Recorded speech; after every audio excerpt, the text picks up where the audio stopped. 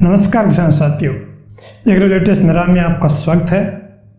आज हम जानेंगे कि हम वर्मी कंपोस्ट या केंचुए की खाद को कैसे तैयार करें, इसके क्या क्या फ़ायदे हैं, इसका उपयोग कैसे करें। इन सभी के बारे में जानने के लिए वीडियो के अंत तक हमारे साथ ज़रूर बने रहें। यदि आपने एक भी जानकारी मिस करी तो आप वर्मी कंपोस्ट अच्छे से नहीं बना पाएंगे। अब हम जानते हैं कि वर्मी कंपोस्ट कैसे तैयार करें। तो वर्मी कंपोस्ट तैयार करने के लिए सर्वप्रथम हमें वर्मी कंपोस्ट बेड का चयन करना पड़ेगा। इसके लिए कई प्रकार के बेड आते हैं, जैसे प्लास्टिक चादर, वर्मी कंपोस्ट प्लास्टिक बैग और ईंटों से बना पका वर्मी कंपोस्ट बेड।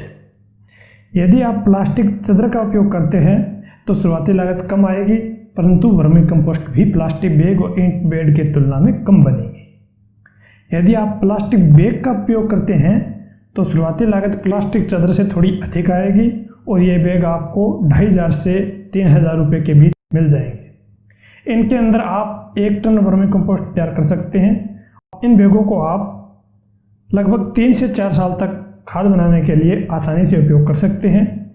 और यदि आप पक्के ईंटों से बने बेड बनाते हैं तो आपकी शुरुआती लागत इन दोनों से अधिक आएगी, परंतु इन बेडों का कटने फटने का कोई डर नहीं रहता और ये लंबे समय तक चलते रहते हैं तथा इनमें बाद में कोई भी खर्चा करने की ज़रूरत नहीं पड़ती है। अब बात आती है इन क्यारियों या ईंटों से बने बेडों का आकार कितना रखें। प्रत्येक क्यारी की लंबाई 3 मीटर, चौड़ाई 1 मीटर एवं ऊंचाई 30 से 50 सेंटीमीटर आप रख सकते हैं। केंचुआ 10 से 30 डिग्री सेंटीग्रेड तापमान तक आसानी से कार्य करता है। इससे कम या ज़्यादा होने पर केंचुआ खाद नहीं बनाता है और 15 से 25 डिग्री सेंटीग्रेड तापमान पर केंचुआ सबसे तेज गति से खाद बनाता है। इसलिए दूसरी बात ध्यान रखने योग्य है वह है तापमान और धूप। सूर्य की धूप या किरणें केंचुओं पर सीधी ना पड़े, इसके लिए हमें वर्मी कंपोस्ट बेड को या तो पेड़ों की छाया के अंदर लगाना चाहिए या फिर वर्मी कंपोस्ट बेड पर टेन का शेड या नेट शेड बना देना चाहिए और उसे चारों तरफ से ढक देना चाहिए। अब हम बात करते हैं कि केंचुए की खाद बनाने के लिए क्यारियों या बेडों को कैसे भरें। इसके लिए हमें 5 से 7 दिन पुराना गोबर, जब वो ठंडा हो जाए, सड़े गले हुए चारे वाली फसलों के अवशेष और यदि आपके पास नीम के पत्ते हैं तो आप उन्हें भी फसल अवशेषों के साथ मिला दें, ताकि इस खाद का प्रयोग हम जिस फसल के अंदर भी करेंगे उसमें दीमक या अन्य कीट नहीं लगे। इसके बाद हमें चाहिए खेत की मिट्टी।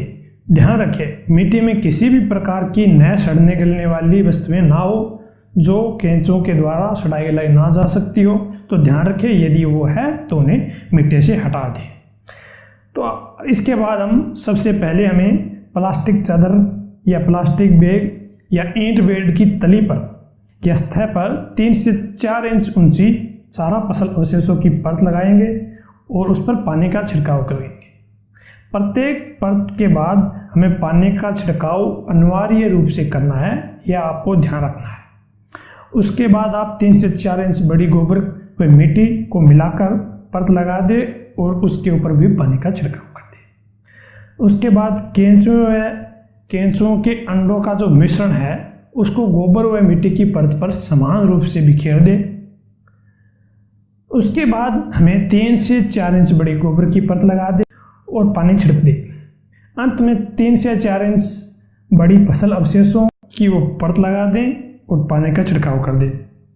और ध्यान रखें, बेडों की ऊंचाई 1.5 फुट से अधिक नहीं होनी चाहिए। अब इस बेड में 50 से 60% नमी हम बनाए रखें।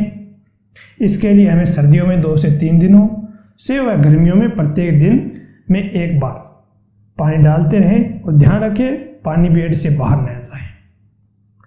इस तरह आप एक के बाद एक बेड बनाकर आप कई बेड बना सकते हैं। बेडों को आप ऊपर से ढक दें, क्योंकि कौवा, नेवला, चूहे, कुत्ता, बिल्ली आदि ये सभी है वो केंचुए को नुकसान पहुंचा सकते हैं। तो इसलिए आप केंचुए का जो बेड है उसको ऊपर से किसी प्लास्टिक चादर, बोरी वगैरह से ढक दें। इस तरह 60 से 90 दिनों के बाद खाद तैयार हो जाएगी।